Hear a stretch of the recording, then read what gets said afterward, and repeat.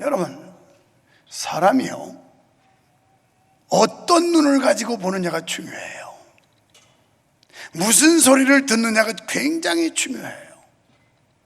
같은 상황이지만 자꾸 나쁜 걸 보는 사람은 이 생각 속에 나쁜 게 만들어집니다. 또 나쁜 소리를 자꾸 주워 듣는 사람은 그 생각이 나쁜 생각으로 꽉 차게 돼 있어요.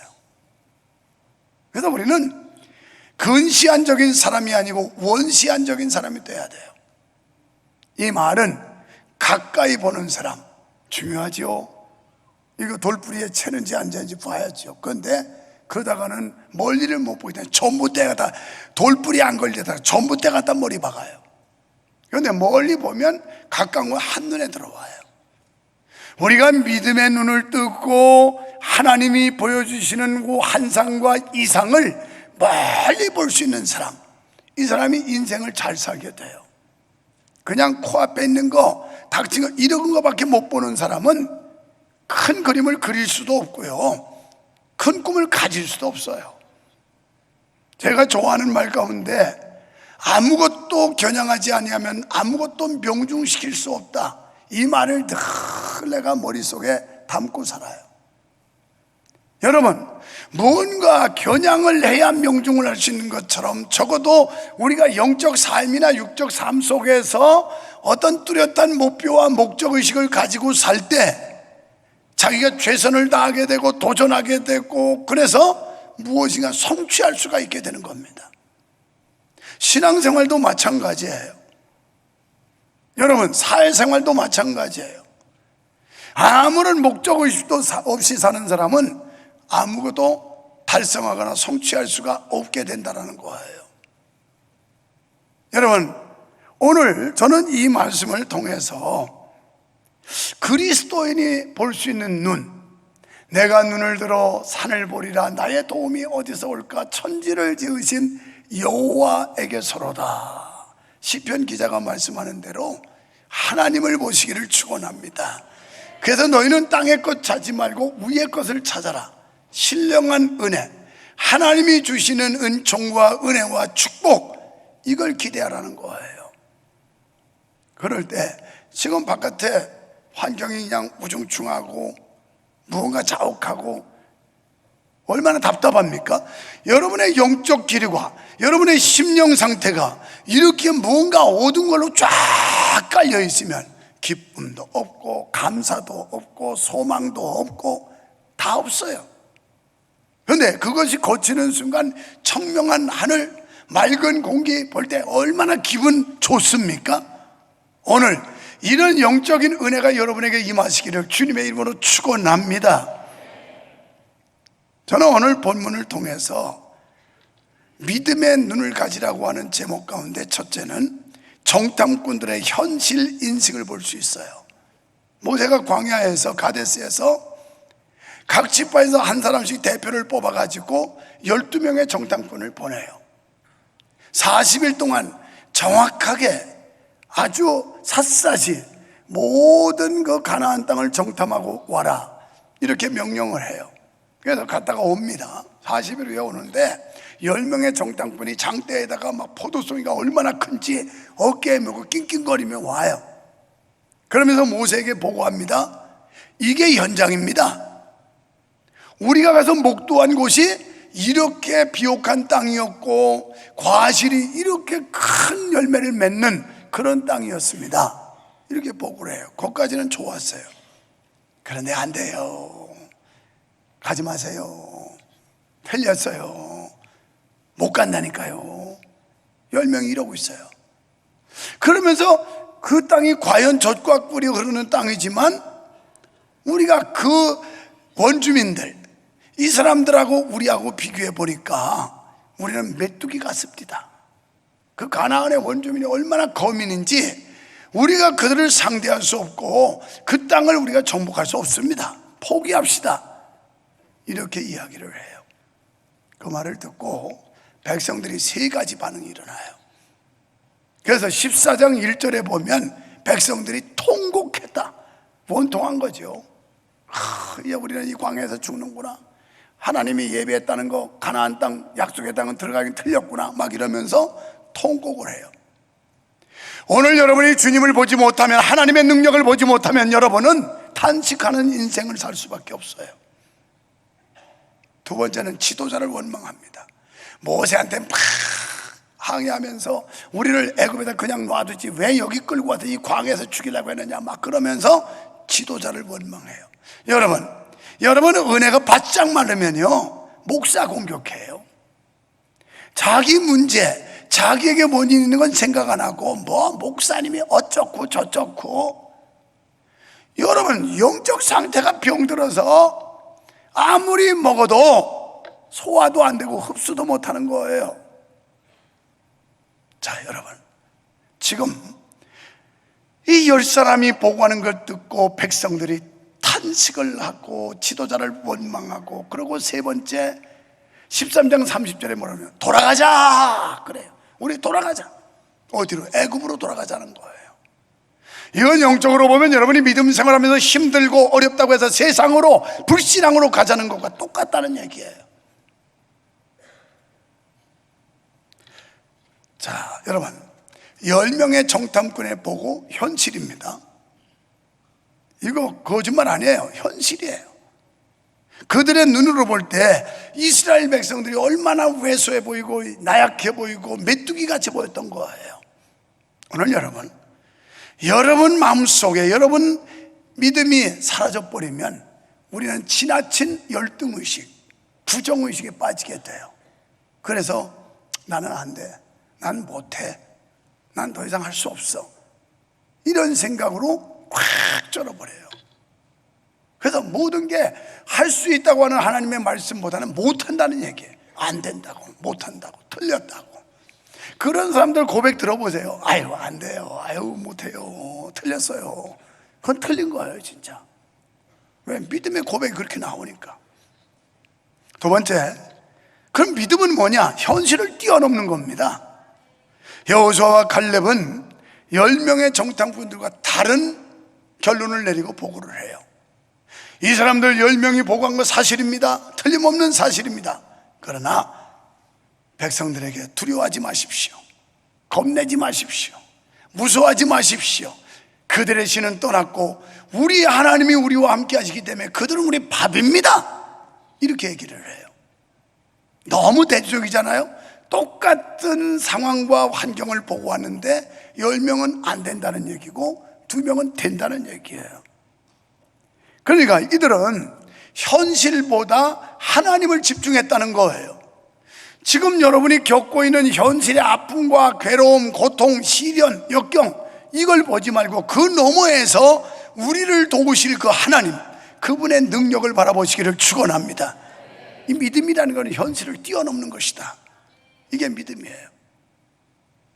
그래서 백성들에게 가나안 땅을 속히 취하자, 우리가 능히 이길 것이다, 이렇게 말합니다. 그러면서 14장 9절에서 그들을 두려워하지 마십시오, 그들은 우리의 밥입니다, 그들의 보호자는 그들에게서 이미 떠났고 여호와 하나님이 우리와 함께 하십니다, 이렇게 외치고 있어요. 사랑하는 여러분, 하나님이 여러분과 함께 하심을 믿어주시면 아멘 합시다.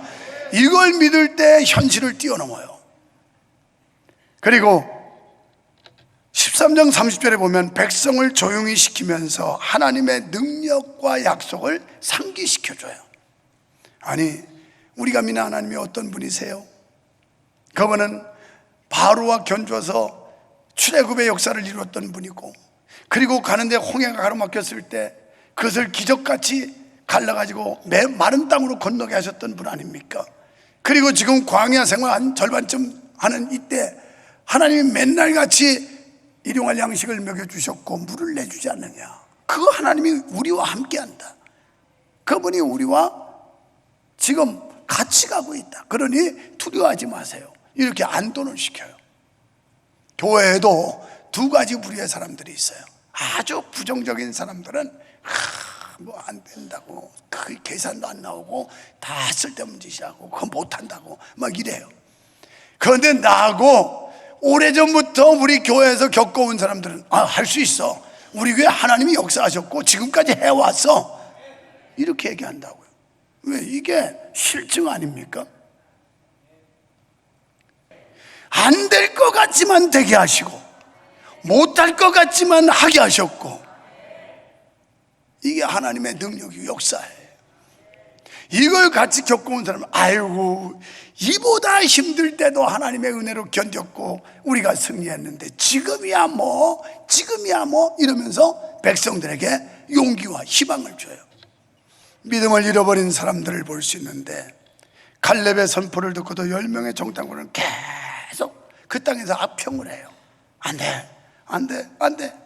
심지어 그 땅은 사람을 삼키는 땅이라고까지 악평을 해요.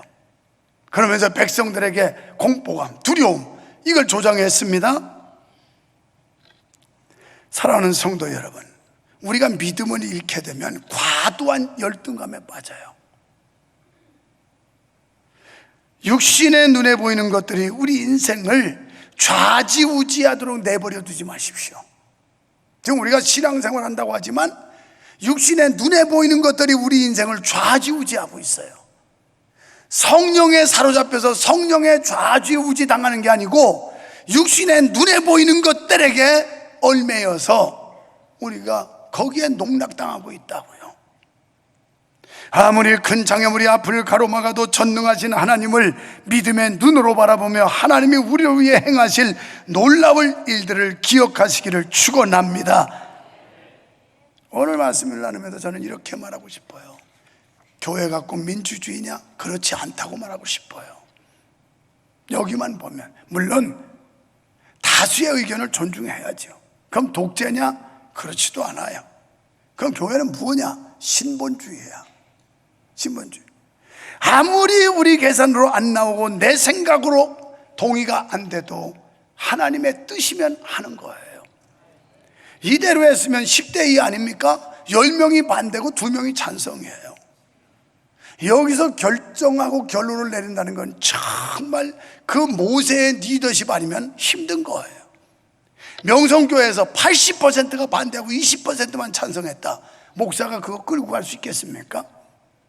그래도 우리 성도들이 지금까지 목사하는 일을 지지해주고 존중해주고 따라줬으니까 오늘의 우리 교회가 있었던 거지, 만약에 80%의 사람들이 막 매댕겨치고 그냥 뒤에서 막 뒤통수 까고 이랬으면 나도 별 수 없어 못했을 거예요.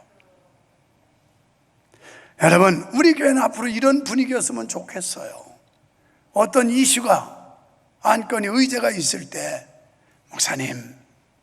목사님이 기도 많이 하시고 그러고 얼마나 하나님 편에서 옳은 결정을 하시겠어요.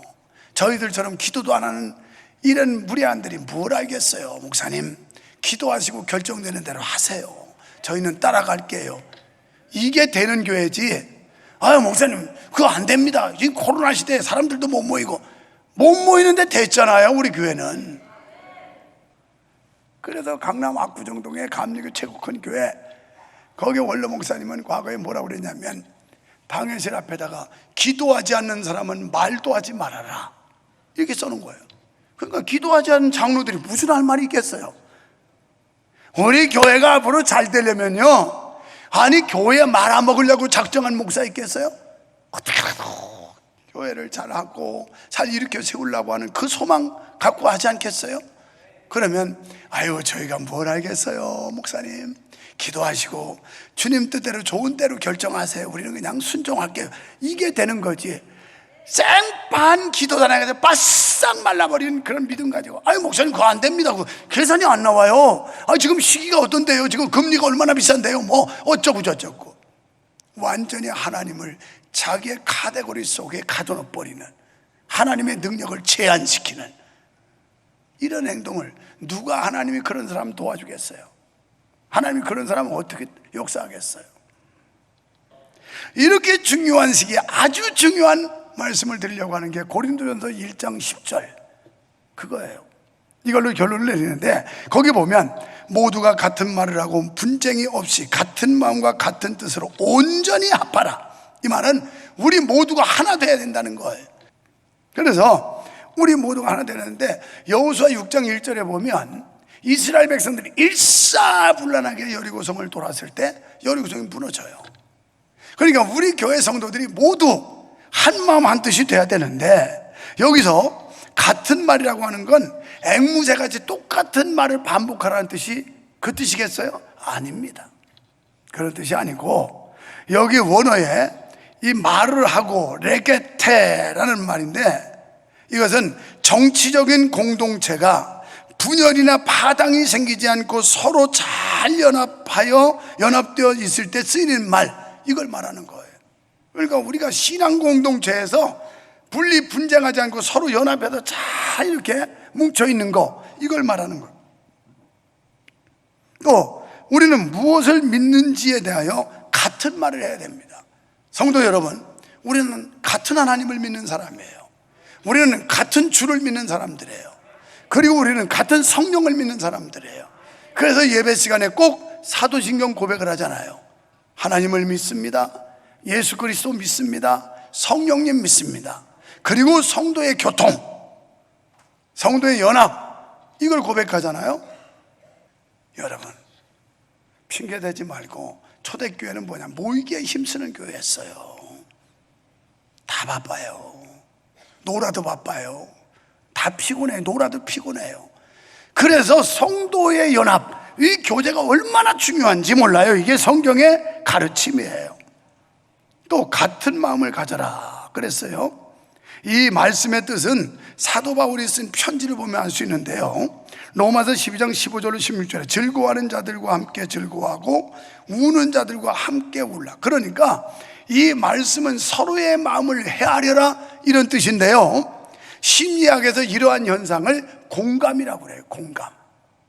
그러니까 우리는 공감할 수 있어야 돼요. 그래, 우리 목사님이 말년에 말이야 무슨 욕심이 있어서 하겠어. 그러나 우리 교회 미래와 장래를 위해서 저렇게 몸부림치는데, 그럼 우리도 공감해야지, 우리도 해야지.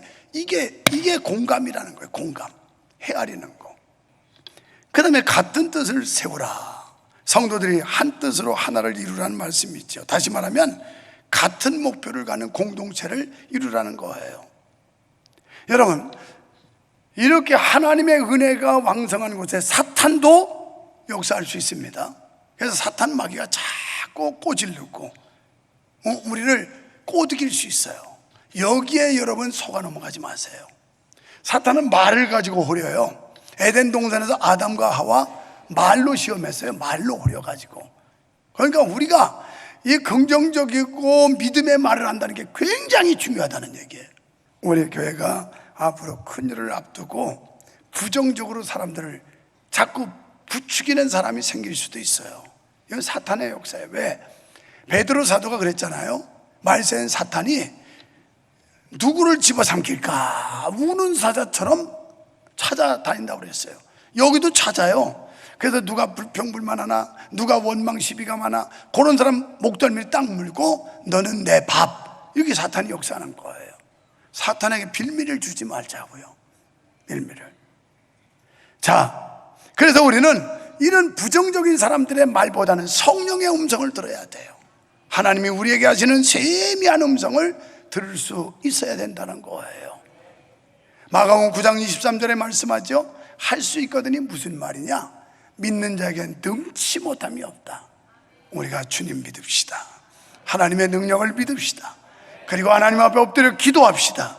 그리고 우리의 수고한 노력을 주님 앞에 헌신합시다. 이제 주님이 우리에게 주시겠다고 하는 이 미래의 꿈, 비전, 이 희망, 이 날을 향하여 우리는 한 걸음씩 한 걸음씩 첫 발을 띄고 나갈 때 반드시 가나안의 축복은 우리에게 와 닿을 줄 믿습니다.